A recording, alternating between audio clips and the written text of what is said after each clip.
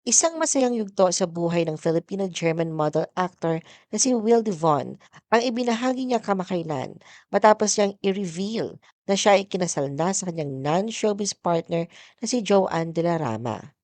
The Philippine Showbiz List presents detalye sa kasal ni Will Devon at na kanyang non-showbiz partner. Will gave a glimpse of their special day.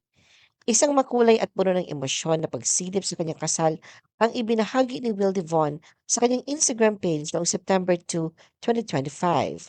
Ginanap ang kanilang kasal sa isang intimate ceremony sa isang hotel resort sa Batangas na dinaluhan lamang ng pili-piling pamilya at malalapit na mga kaibigan. Simple, ngunit puno ng pagmamahalan at kahulugan ang okasyon kung saan mas pinili ng dalawa ang mas tahimik at pribadong selebrasyon para sa kanilang espesyal na araw. Sa kanyang post, makikita si Will na nakasuot ng eleganteng cream coat barong habang si Joanne ay napakaganda sa kanyang cream embellished gown na tinarnuhan ng flower crown na lalong nagbigay ng malaikantadang aura. Masayang pahayag ni Will.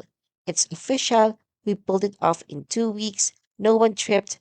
The rings fit, and yes, the rain stopped at the perfect time.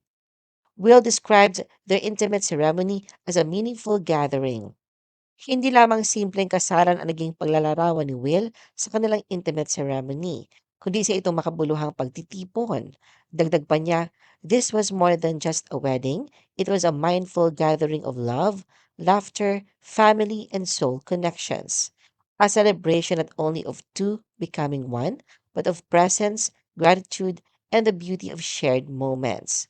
Ayon pa kay Will, mas naging espesyal ang araw dahil hindi lamang ito nakatuon sa kanila bilang mag-asawa, kundi isa ring pagkakataon upang mas tumibay ang ugnayan ng kanilang pamilya at mga kaibigan.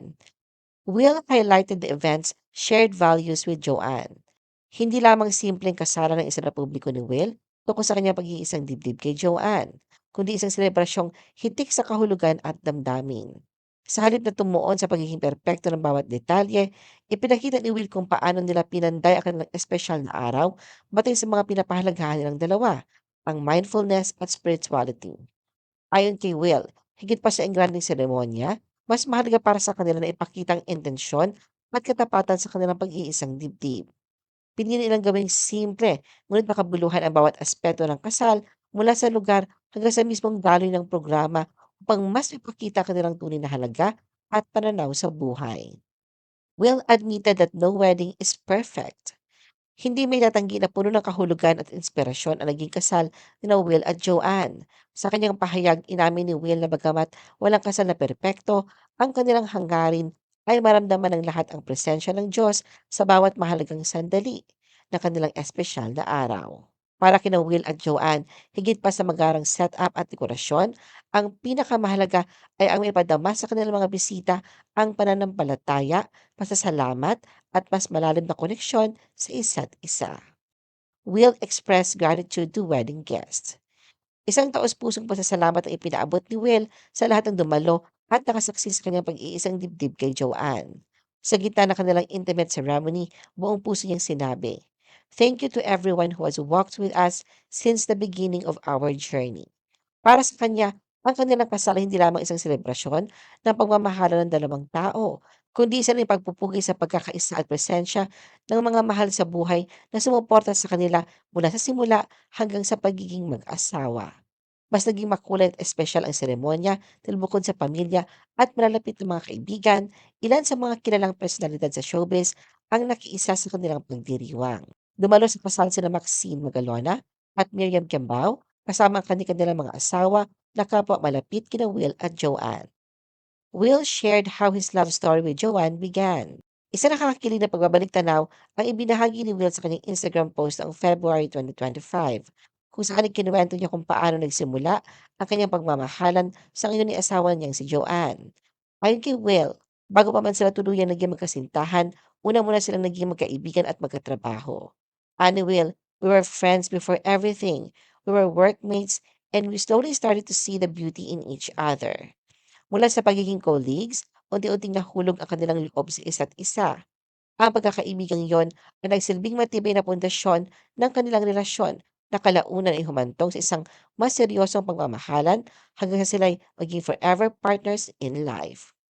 Will revealed how he fell in love with his wife.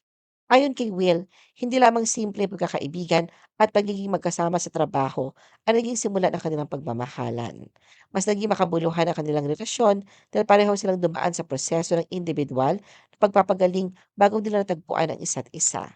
Ani Will, at the same time, we started to heal individually.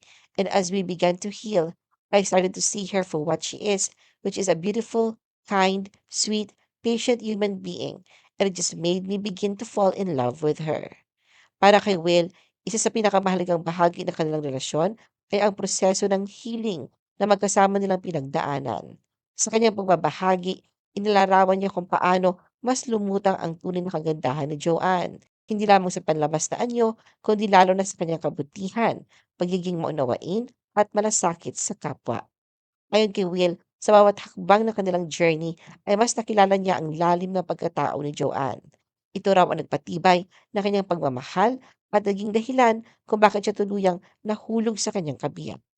Ano ang masasabi mo sa video na ito? Mag-like o mag-react at huwag mahiyang mag-comment.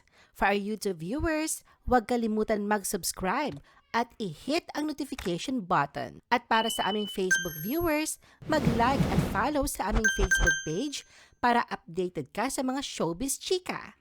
Thanks for watching!